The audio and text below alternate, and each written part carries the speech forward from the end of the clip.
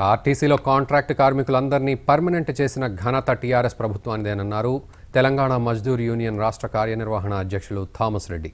RTC కార్మికుల సమస్యలు తీర్చేది కేవలం తెలంగాణ మజ్దూర్ యూనియనే అంటున్న థామస్ రెడ్డితో మా వరంగల్ ప్రతినిధి Rajanarayana face to face. RTC ఎన్నికల ప్రచారం ముమ్మరంగా సాగుతుంది. వరంగల్ రీజన్ పరిధిలో ఉన్నటువంటి అన్ని డిపోలో కూడా ఆర్టీసీ గుర్తింపు సంఘం కోసం జరుగుతున్న ఎన్నికల్లో తెలంగాణ మజ్దూర్ సంఘం విస్తృతంగా ప్రచారం నిర్వహిస్తుంది. ఇదే అంశంతో మనతో మాట్లాడేందుకు ఆ సంఘం నేత థామస్ రెడ్డి గారు మనతో ఉన్నారు. చెప్పండి సార్, అంటే ఏ అంశాలపైన మీరు ఈ కార్మికుల ఓట్లాడబోతున్నారు ఈ గుర్తింపు సంఘం ఎన్నికల్లో? తెలంగాణ మజ్దూర్ అనేది ఉద్యమంలో పుట్టింది. ఉద్యమంలో పుట్టిన తర్వాత ఆంధ్ర నాయకత్వాలన్నీ కూడా నిర్వీర్యమైపోయినాయి. ఇలా నేషనల్ మజ్దూర్ యూనియన్ తెలంగాణకు ద్రోహం చేసి ఇద్దరు నేతలు కూడా యూనియన్లో లేకుండా వెళ్ళిపోయారు. ఎంప్లాయీస్ యూనియన్ ఆల్రెడీ అది ట్రాన్స్ఫర్ అయిపోయింది. పద్మాకర్ అనేటువంటి జనరల్ సెక్రటరీ ఆంధ్రాకి వెళ్ళిపోయిన తర్వాత ఇక్కడ ఎంప్లాయీస్ యూనియన్ లేదు. ఇవాళ అన్ని యూనియన్లు అంటే ఇవాళ అన్ని పార్టీలు ఎట్లయితే పతనం అయిపోయి టీఆర్ఎస్ అభివృద్ధి ఎంత ఉన్నదో అదే పంతాలో ఆర్టీసీలో ఉన్న పాత యూనియన్లు అన్ని కూడా మనగడ చాలించి బయటకు వెళ్ళిపోయినాయి. తెలంగాణ మజ్దూర్ యూనియన్ ఉంది. ఇవాళ దాదాపుగా 93% తోటి మేము ముందుకు వస్తా ఉన్నాం.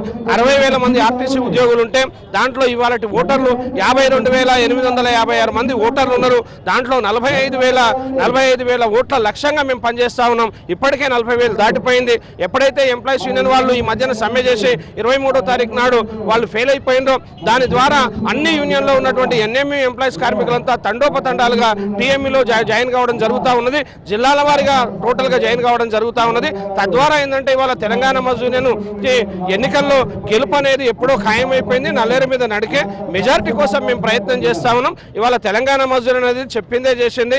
80 ఏళ్ల ఆర్టీసీ చరిత్రను తిరగరాసి 3.5 సంవత్సరాలలో ఆర్టీసీ కార్మికులకి 80 ఏళ్ళు ఆ యూనియన్లన్నీ కూడా ఇబ్బంది పెట్టి కష్టాలు పెట్టి కార్మికులని ఇబ్బంది పెడితే అధికారంలో ఉండి బోర్డు డైరెక్టర్లుగా ఎన్ఎంఈ వాళ్ళు ఉండి ఎంప్లాయీస్ 40,000 మందితోటి కూడా ప్రతిపక్షంలో ఉండి ప్రతిపక్ష హోదాను కూడా కాపాడుకునే పరిస్థితిలో ఉంటే 3 ఏళ్లలో మేము వచ్చి మొట్టమొదటిసారి ఇవాళ ఐఆర్ ఇప్పించడం. ఐఆర్ అనేది భారతదేశం ట్రేడ్ యూనియన్ చరిత్రలోనే ఆర్టీసీలో ఎవరు ఇప్పలే 27% ఐఆర్ ఇప్పించి ఆర్టీసీలను గౌరవించడం, అట్లాగే 44% ఫిట్మెంట్ ఇప్పించడం, అదేవిధంగా చచ్చిపోయిన వాళ్ళ పిల్లలకి ఉద్యోగి చచ్చిపోతే వాళ్ళ కుటుంబంలో ఉద్యోగం ఇవ్వాలి. ఈ యూనియన్లు ఫెయిల్ అయితే మేము వాళ్ళందరికీ కూడా కుటుంబానికి ఒక ఉద్యోగం ఇప్పించడం జరిగింది. ఇలా తెలంగాణ వాదంలో పనిచేసినాం. ఆర్టీసీ ఆస్తుల కోసం పనిచేసినాం. టీఎంయూ గెలిస్తేనే ఆర్టీసీ లాభాలు నడుస్తుంది, ఆర్టీసీ కూడా గట్టెక్కుతుంది. కార్మికుల సంక్షేమం కేవలం టీఎంయూ ద్వారా సాధ్యమవుతుందని చెప్తున్నారు. అంతేకాకుండా హరీష్ రావు నాయకత్వంలో కూడా టీఎంయూ ముందుకు పోతుంది. కార్మికులకు గతంలో కూడా 44% కూడా ఫిట్మెంట్ కూడా ఇప్పించడం జరిగిందని చెప్తున్నారు. అంతేకాకుండా కార్మికుల పిల్లలు కూడా ఉచిత విద్యతో పాటు ఆరోగ్య పరీక్ష కూడా తమ సంఘం పనిచేస్తుందని కూడా చెప్తున్నారు. మొత్తంగా చూస్తే వరంగల్ రీజన్ వ్యాప్తంగా కూడా టీఎంయూ ఆధ్వర్యంలో మొత్తంగా టీఎంయూ జెండా ఎగురవేస్తుందని చెప్పి కార్మిక సంఘ నాయకులు కానీ ఇక్కడ కార్మికులను ధీమా వ్యక్తం చేస్తున్న పరిస్థితి కనబడుతుంది. కెమెరా పర్సన్ అంజితో రాజనారాయణ, భారత్ టుడే, వరంగల్.